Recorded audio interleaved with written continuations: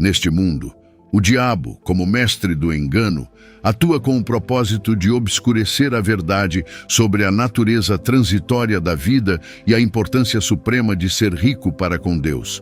Sua tática está alinhada com o que Jesus alertou em João capítulo 8, versículo 44, onde ele se referiu ao diabo como o pai das mentiras, alguém que não permanece na verdade. O artifício do diabo consiste em atrair a humanidade para um falso senso de segurança e apego às coisas passageiras deste mundo. Na parábola do rico tolo, descrita em Lucas capítulo 12, versículos 13 a 22, encontramos uma clara ilustração desse engano. Vamos analisar esta parábola mais adiante neste sermão, mas em síntese, o homem rico, absorvido em suas posses, planeja uma vida de comodidade e luxo, ignorando o fim iminente de sua jornada terrena. O diabo se satisfaz em contextos onde o foco está exclusivamente nos ganhos materiais. Ele cega a mente dos incrédulos, conforme mencionado em 2 aos Coríntios, capítulo 4, versículo 4, para impedir que percebam a luz do Evangelho.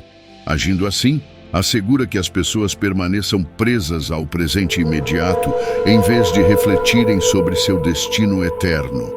Essa realidade se parece muito com o mundo em que vivemos atualmente, onde todos, em todos os lugares, estão centrados apenas em coisas materiais. Mesmo nesta época do ano, as pessoas estão concentradas em comprar e acumular bens, negligenciando o que realmente importa na vida. Elas deixam de perceber como o tempo está passando rapidamente e como a vida escapa. Contudo, sua atenção está voltada para coisas como automóveis, bolsas, casas, joias, maquiagem, jogos, esportes, entretenimento, dinheiro guardado e outros bens materiais. O diabo busca promover uma visão de mundo que nega as realidades espirituais, como mencionado em 1 João capítulo 2, versículo 16. Para tudo no mundo, o desejo da carne, o desejo dos olhos e o orgulho da vida não procede do Pai, mas do mundo. A artimanha do diabo está em fazer as pessoas acreditarem que a vida se resume apenas ao que podem ver e tocar: riqueza, prazer e poder. É isso que o diabo continuamente tenta fazer com você e com todos. Ele deseja que seus olhos estejam tão fixados no aqui e agora que você se esqueça da eternidade. Ele disfarça a verdade de que essas coisas são passageiras e, em última análise, insatisfatórias sem um relacionamento com Deus. As estratégias do diabo também incluem a normalização da ganância e do egoísmo, em total oposição ao que Jesus ensinou sobre uma vida de generosidade e serviço. O alerta de Jesus em Lucas, capítulo 12, versículo 15. Cuidado, estejam atentos contra todo tipo de ganância. A vida de um homem não consiste na quantidade de posses que ele tem, confronta diretamente a narrativa do diabo. Ele não quer que as pessoas compreendam que seu verdadeiro valor e segurança estão em Deus, e não em suas riquezas materiais ou conquistas. Além disso, o esquema do diabo inclui desviar a atenção da humanidade de refletir sobre sua mortalidade e a vida após a morte. Como nos lembra Hebreus capítulo 9, versículo 27, assim como o homem está destinado a morrer uma vez e depois disso enfrentar o julgamento, o diabo se esforça para ocultar essa verdade, evitando que as pessoas ponderem sobre seu fim e a responsabilidade que vem a seguir, afastando-as do arrependimento e de uma vida consagrada a Deus. Outra tática que ele emprega é incentivar a procrastinação em assuntos espirituais. Ele quer que as pessoas acreditem que sempre haverá mais tempo, que podem se voltar para Deus mais tarde. Isso contradiz o que está em 2 aos Coríntios, capítulo 6, versículo 2. Agora é o tempo favorável de Deus, agora é o dia da salvação. O engano do diabo consiste em fazer as pessoas acreditarem que possuem muito tempo para viver para si mesmas antes de se dedicarem a Deus. A realidade, porém, é que esta vida é curta Mesmo em seu auge, 70 anos, 80 anos ou até 90 anos são relativamente breves. Como mencionado em Lucas capítulo 12, versículos 13 a 21, alguém na multidão disse a Jesus: Mestre, diga ao meu irmão que divida a herança comigo. Jesus respondeu: Homem, quem me designou juiz ou mediador entre vocês? Então ele disse a todos: Tenham cuidado, guardem-se contra todo tipo de ganância. A vida não consiste na quantidade de posses que se tem. E contou-lhes esta parábola. A terra de um homem rico produziu uma grande colheita. Ele pensou consigo mesmo: O que devo fazer? Não tenho onde armazenar minhas colheitas. Então disse: Farei o seguinte: derrubarei meus celeiros e construirei outros maiores, onde guardarei todo o meu trigo e os meus bens. E direi a mim mesmo: Você tem muitos bens armazenados para muitos anos. Descanse, coma, beba e alegre-se. Mas Deus lhe disse: Insensato, nesta noite a sua vida será exigida de você. Então quem herdará o que você preparou para si mesmo? Assim ocorre com aqueles que acumulam riquezas para si, mas não são ricos para com Deus. Este homem abastado estava em pé sobre uma colina, admirando sua vasta e esplêndida propriedade. Ele contemplava suas plantações, a abundância de gado, ovelhas, vacas e grãos. Suas terras se estendiam até onde a visão alcançava. Sentindo-se realizado por suas conquistas individuais, ele pensava: Olhe para o império que construí. Eu mereço tudo isso porque trabalhei arduamente para conquistá-lo. Vou armazenar tudo e desfrutar de uma vida longa colhendo os frutos do meu próprio esforço. Passarei anos comendo, bebendo e me alegrando. Veja tudo o que possuo. Porém, o que este homem rico não compreendia era que, ao negligenciar Deus e não buscar a salvação, a única coisa que realmente possuía era um lugar no inferno. Ele não sabia que não desfrutaria de nenhuma das riquezas terrenas que havia acumulado para si mesmo. Não percebia que seu tempo na terra estava prestes a terminar. Ele não sabia que naquela mesma noite sua vida seria exigida. Este homem cometeu um grave erro, um erro que leva milhões de pessoas ao inferno. Ele viveu apenas para este mundo. Observe como sua única preocupação era esta vida.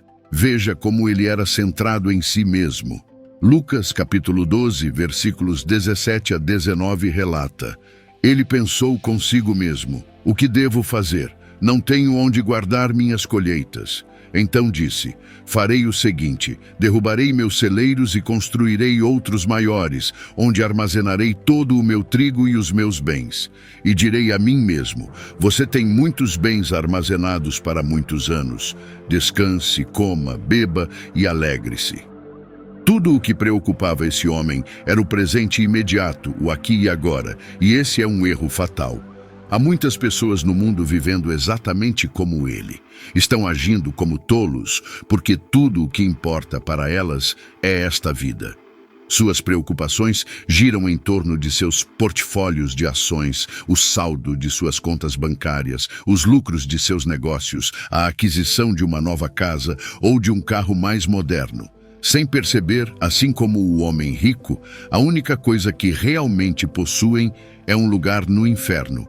Você pode dizer: Eu possuo as escrituras desta terra, a escritura desta casa e este ou aquele carro.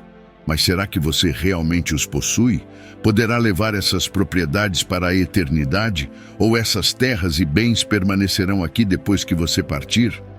A verdade é que você não possui nada. Tudo o que temos nesta vida é emprestado por um breve período. Você pode tentar se orgulhar dizendo: Eu possuo isso ou aquilo, mas essencialmente não possuímos coisa alguma. Estamos apenas administrando essas coisas temporariamente enquanto vivemos aqui na terra. Jó expressou isso de maneira perfeita. Nu saí do ventre da minha mãe e nu voltarei para lá. O Senhor deu e o Senhor tirou. Bendito seja o nome do Senhor. Escrituras de propriedade não têm relevância diante do fato de que somos apenas viajantes neste mundo. Pergunte a si mesmo: quem possuía essa terra há 400 anos? E onde está essa pessoa agora? Ela se foi esquecida pelo mundo.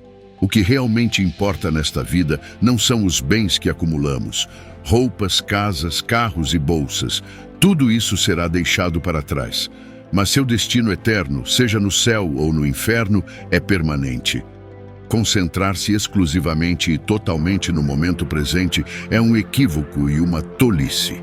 Existem pessoas que trabalham arduamente para garantir uma vida melhor para si mesmas e suas famílias. E isso é a atitude correta. Não há nada de errado com isso. O problema surge quando todas as suas ações têm um fim apenas aqui, quando você vive pensando somente neste lado da eternidade. Sou pregador há muitos anos mesmo, e observei muitas pessoas ao longo da minha jornada. Algo que tem sido uma revelação grandiosa para mim é perceber que, quando alguém morre, o mundo não para. O mundo continua a girar. Sim, seus entes queridos sentem saudades, sofrem com a perda, mas eventualmente eles aprendem a lidar com isso e seguem em frente. Uma geração passa, e aquelas pessoas que morreram 70 anos atrás se tornam apenas uma lembrança distante, uma memória apagada. Os cemitérios estão repletos de indivíduos assim, pessoas esquecidas que já não vivem mais na memória de ninguém na Terra. Essa é uma realidade dura sobre a vida. Quando alguém parte deste mundo, a vida continua. O mundo um dia esquecerá de mim e também de você. Sempre que visito um cemitério ou passo por um, olho para aquelas pessoas esquecidas e me pergunto, onde estão elas agora? O mundo pode tê-las esquecido, mas elas não deixaram de existir. Essas almas estão ou na presença do Senhor ou no inferno. Esse é um pensamento sério. É uma reflexão muito séria, que traz as coisas para a perspectiva correta. É impactante saber que meus dias aqui na Terra são limitados. É impactante compreender que minha vida e minhas escolhas aqui determinarão a minha eternidade. É um pensamento sério perceber que o mundo um dia me esquecerá. É importante reconhecer que não estarei aqui para sempre e que um dia serei também esquecido. Pensar que nossas vidas, que agora nos parecem tão significativas, são apenas um breve instante na imensa linha do tempo da existência, é algo sóbrio. Os anos que passamos neste mundo, sejam muitos ou poucos, são apenas um sussurro em comparação com a eternidade que nos aguarda. É uma reflexão importante saber que aquilo que valorizamos tanto hoje pode ser insignificante diante do quadro maior. Ainda mais sério é pensar que há pessoas me ouvindo agora que não darão atenção a essa mensagem. É um pensamento profundo. As pessoas tendem a não enxergar como esta vida é realmente breve. Sim, ela é breve, mas quando esta vida passageira terminar, você estará diante de Deus. Não sabemos quantos dias nos restam neste mundo. Não sabemos. Eu não sei e você também não sabe. No entanto, não precisamos viver com um senso iminente de condenação. Em Cristo, podemos viver nossos dias restantes com alegria e contentamento. Devemos viver nossos dias na terra em comunhão com Deus. Essa é a experiência cristã. Nós que somos crentes do Novo Testamento, somos o templo do Espírito Santo. Podemos estar em constante comunhão com Deus, onde quer que estejamos, seja no ônibus, no carro, na academia ou em casa. Podemos orar e manter uma conexão com o Senhor. Algumas das orações mais profundas que já fiz aconteceram em silêncio, enquanto estava cercado por outras pessoas que nem imaginavam que eu estava orando em meu coração. Não há versículo bíblico que diga que é necessário parar tudo, ajoelhar-se e juntar as mãos para orar. Agora mesmo, neste instante, você pode buscar a Deus em qualquer lugar. Não permita que este mundo ou o diabo obscureçam sua visão, a ponto de você perder o foco nas coisas que realmente importam. A vida pode fazer isso com você. Este mundo e o diabo podem confundir tanto o seu julgamento que você fica preso às coisas terrenas, esquecendo o que realmente é essencial. Adiar sua proximidade com Deus é um erro que deve ser corrigido imediatamente. Todo ser humano deve chegar a essa compreensão e entregar sua vida a Deus. O momento é agora, para que o desfecho seja bom. Sirva a Deus hoje, viva para Ele hoje e o adore agora. Pois ninguém pode prever o que o futuro trará. Dê glória a Deus agora. Ofereça todo louvor e adoração ao Senhor. O fato de Deus adiar seu julgamento não significa que Ele não virá. A paciência de Deus nunca é sinal de fraqueza. Ele é paciente para que todos tenham a chance de se arrependerem. Você está distraído? Será que isso está acontecendo com você? Espero sinceramente que não. Será que você está ficando tão atarefado que está deixando Deus de lado? Espero que não.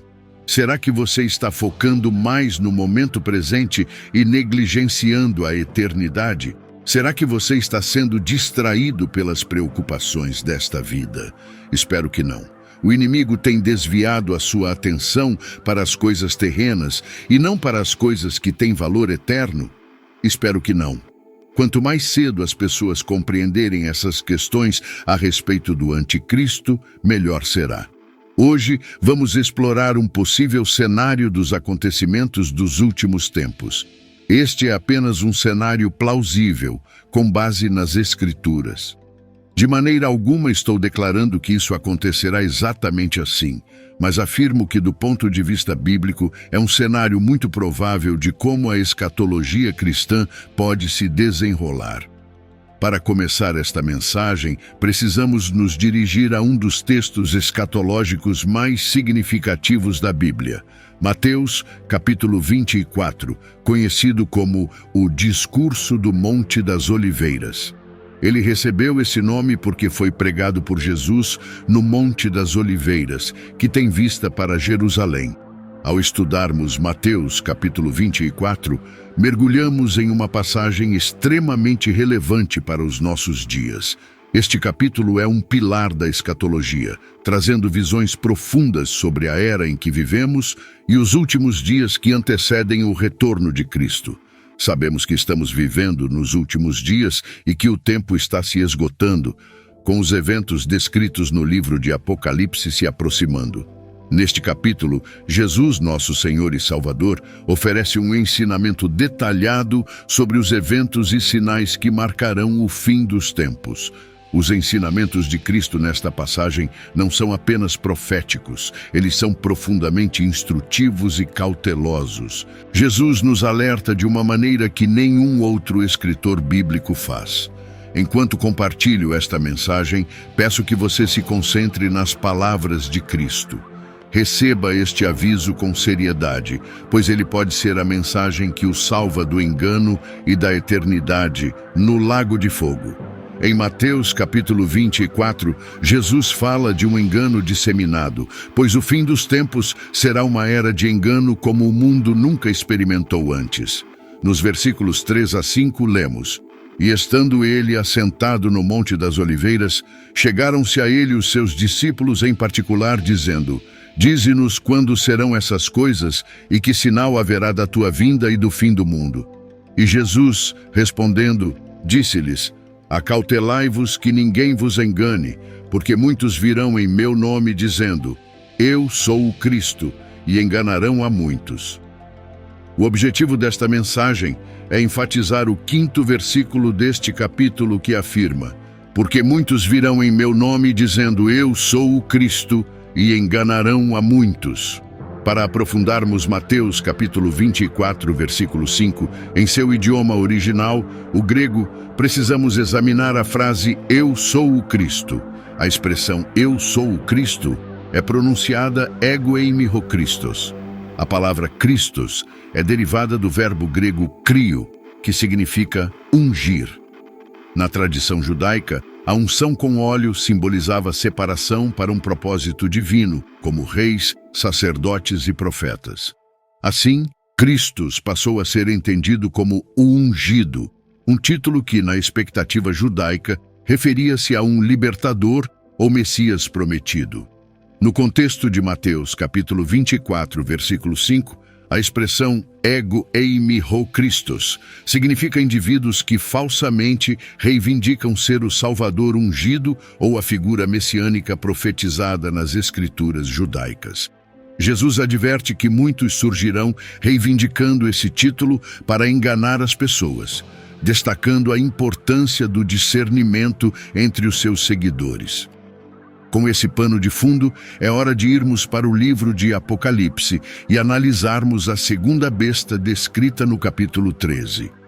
A primeira besta mencionada nesse capítulo é aquela que surge do mar, o Anticristo. Porém, hoje nosso foco é a segunda besta, que vem apoiar o Anticristo. Em Apocalipse capítulo 13, versículos 11 a 14, lemos: "E vi subir da terra outra besta, e tinha 2 chifres semelhantes aos de um cordeiro, e falava como dragão. E exerce todo o poder da primeira besta na sua presença, e faz que a terra e os que nela habitam adorem a primeira besta, cuja chaga mortal fora curada, e faz grandes sinais, de maneira que até fogo faz descer do céu à terra, à vista dos homens, e engana os que habitam na terra com sinais que lhe foi permitido que fizesse na presença da besta, dizendo aos que habitam na terra que fizessem uma imagem à besta que recebera a chaga da espada e vivia." É possível que a segunda besta, comumente chamada de falso profeta, seja alguém que surgirá no cenário mundial afirmando ser o próprio Cristo, como vemos em Mateus capítulo 24, versículo 5. E como resultado, muitos serão enganados.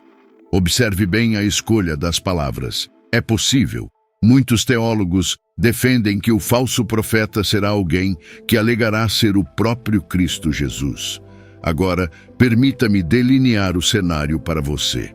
Em Apocalipse capítulo 13, se este cenário possível realmente se concretizar, reflita por um momento sobre o quão persuasivo ele será para a população mundial e para aqueles chamados de cristãos.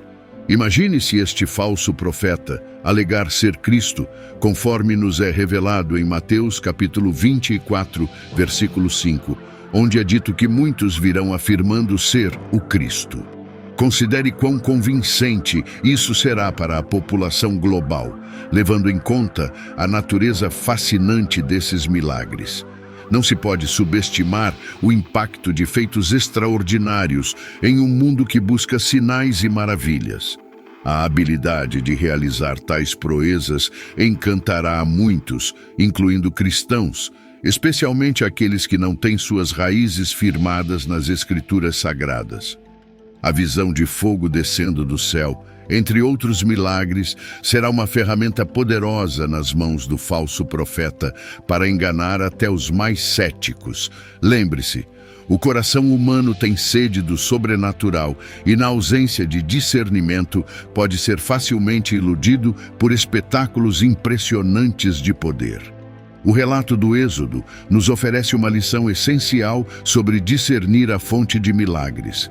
Quando Arão, sob a orientação de Deus, realizou sinais milagrosos no Egito, os magos do faraó foram capazes de imitar alguns desses sinais. Essa narrativa demonstra claramente que milagres por si só não são evidência definitiva de que alguém age em nome do Senhor Deus Todo-Poderoso. Assim como os magos egípcios puderam replicar os feitos de Arão, até certo ponto, o falso profeta, fortalecido por forças demoníacas, executará sinais que imitam aqueles relacionados ao poder divino. Além disso, outro aspecto persuasivo será a capacidade do falso profeta de falar de forma eloquente e convincente. Como descrito, ele falará como um dragão. Suas palavras serão sedutoras e cativantes, oferecendo uma falsa sensação de esperança e paz em um mundo mergulhado em caos e incertezas. Sua eloquência e segurança ao se expressar atrairão muitos a acreditarem em sua mensagem enganosa de salvação. Teologicamente, esse cenário levanta questões sérias sobre a necessidade de discernimento nos últimos dias. Se este cenário plausível ocorrer, os cristãos que forem enganados por esse falso profeta estarão despreparados para se defender, pois o próprio Cristo, em Mateus capítulo 24, nos advertiu que nos últimos dias haveria pessoas dizendo: "Eu sou o Cristo". Os crentes precisam estar alicerçados na verdade das Escrituras e nos ensinamentos de Cristo para resistir a tais enganos. Isso enfatiza a importância de compreender a essência dos verdadeiros milagres cristãos, que não são apenas demonstrações de poder, mas que direcionam as pessoas ao arrependimento e ao reino de Deus. Por outro lado, os milagres realizados por este falso profeta conduzirão as pessoas ao anticristo e à marca da besta. Retornando ao 24º capítulo do livro de Mateus, vemos 18 versículos após Mateus capítulo 24, versículo 5, o seguinte: porque surgirão falsos cristos e falsos profetas, e farão tão grandes sinais e prodígios, que, se possível fora, enganariam até os escolhidos. Poderia ser que Jesus esteja nos alertando sobre uma figura crucial que surgirá no capítulo 13 do livro de Apocalipse. Poderia ser que Jesus esteja nos prevenindo acerca desta segunda besta. Poderia ser que essa segunda besta tente reivindicar ser o Cristo. Poderia ser que, como consequência direta dessa reivindicação por parte da segunda besta, até mesmo os escolhidos sejam levados a acreditar que ele é o Cristo. Poderia ser que este falso profeta, mencionado em Apocalipse capítulo 13, engane o mundo inteiro, fazendo-o acreditar que ele é Jesus Cristo. Agora reflita sobre essas igrejas cristãs contemporâneas. Essas comunidades cristãs atuais que tentam se adaptar e se alinhar com o mundo. Essas igrejas cristãs modernas que não enxergam as Escrituras Sagradas como a mensagem final e definitiva de Deus. Pense nessas congregações que procuram desconsiderar o papel fundamental da Bíblia na vida dos seguidores de Cristo. Você não acredita que, caso esse cenário possível realmente se materialize, elas darão ouvidos a esse falso profeta? Ouvirão suas palavras enquanto ele conduz o mundo à adoração do anticristo e à aceitação da marca da besta? Em Mateus capítulo 24, versículo 24, lemos: porque surgirão falsos cristos e falsos profetas, e farão grandes sinais e prodígios, de modo que, se possível fora, enganariam até os escolhidos. Este aviso é crucial porque destaca o nível de engano que estará presente nos últimos dias. A menção de falsos cristos indica indivíduos que reivindicarão autoridade messiânica ou status divino, tentando replicar ou usurpar o papel e a identidade de Jesus Cristo. Imagine se essa segunda besta surgir e afirmar ser o Cristo. Haverá cristãos, e eu uso o termo cristãos aqui de maneira cuidadosa, que serão levados a acreditar que não devem seguir a Cristo verdadeiro, mas sim esse homem, que será o anticristo. Acredito firmemente que, em Mateus capítulo 24, versículo 24, nosso Senhor e Salvador Jesus Cristo está se referindo à segunda besta.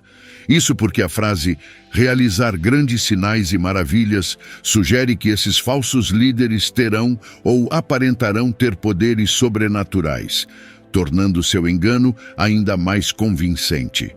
A expressão, se possível fora, enganariam até os escolhidos, revela que esse engano será tão sofisticado e convincente que até os crentes mais devotos e discernidos poderão ser iludidos.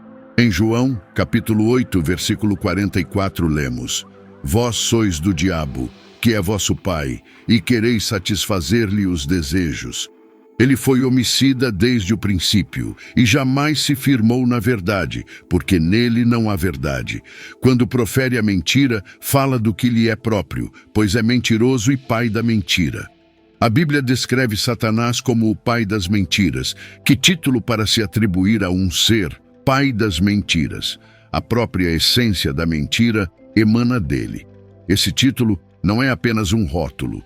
Ele encapsula a natureza intrínseca do ser e das ações de Satanás. Quando as Escrituras conferem esse título, é para transmitir uma verdade profunda sobre a essência daquela entidade. No caso de Satanás, ser chamado de pai das mentiras significa que ele é o originador, a fonte de onde brota todo o engano. Creio que, como cristãos, muitas vezes subestimamos gravemente, irresponsavelmente e até ingenuamente Lúcifer como o pai das mentiras, o grande enganador. Não consigo imaginar uma estratégia mais eficaz para essa serpente caída enganar o mundo, levando-o a aceitar sua marca e adorá-lo, exceto por meio de um falso profeta que afirma ser o próprio Cristo. Esse falso profeta realizará milagres diante dos olhos de muitos, feitos de proporções bíblicas, que apontarão as pessoas a seguirem o anticristo em vez de Cristo. Ao fazer isso, ele desmentirá de forma indireta a verdade do Evangelho para aqueles que carecem de discernimento. O título Pai das Mentiras é mencionado em João capítulo 8, versículo 44, onde Jesus afirma explicitamente que não há verdade em Satanás e que mentir é sua língua nativa. Isso evidencia a profundidade de seu engano, indicando que cada ato e cada palavra de Satanás estão impregnados de falsidade, projetados para iludir, corromper e destruir. Essas mentiras não são apenas inverdades simples. Elas são meticulosamente elaboradas para desviar as pessoas da verdade de Deus, distorcer sua percepção da realidade e aprisioná-las espiritualmente. Levando isso em consideração, fica evidente que, como cristãos, muitas vezes subestimamos a capacidade de Satanás para o engano. Costumamos pensar em mentiras de maneira humana, como pequenas inverdades ou falsidades ocasionais.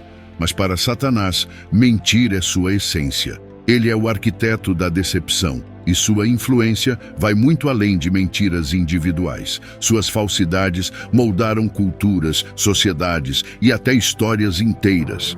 Elas estão profundamente enraizadas no tecido da humanidade caída. Além disso, o título Pai das Mentiras ressalta o contraste entre Satanás e Deus, que é descrito como a verdade absoluta, conforme João capítulo 14, versículo 6. Eu sou o caminho, a verdade e a vida. Enquanto Deus revela, liberta e traz luz, Satanás esconde, escraviza e traz trevas através de suas mentiras. Esse contraste está no âmago da batalha espiritual que se desenrola no mundo. E essa é a tragédia do engano. As pessoas nem percebem que estão sendo iludidas. Como crentes, devemos nos equipar com a armadura de Deus, fortalecer nossa fé e brilhar como faróis na escuridão que avança. Os acontecimentos de 2024, embora incertos em detalhes específicos, são inegavelmente cruciais na linha do tempo profética de Deus.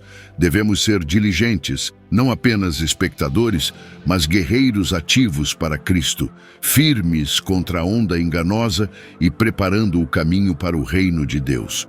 O momento de se preparar e agir é agora, pois o tempo está realmente avançado. Diante dessa realidade, é imprescindível que nos mantenhamos atentos e vigilantes. A seriedade da época em que vivemos não pode ser negligenciada.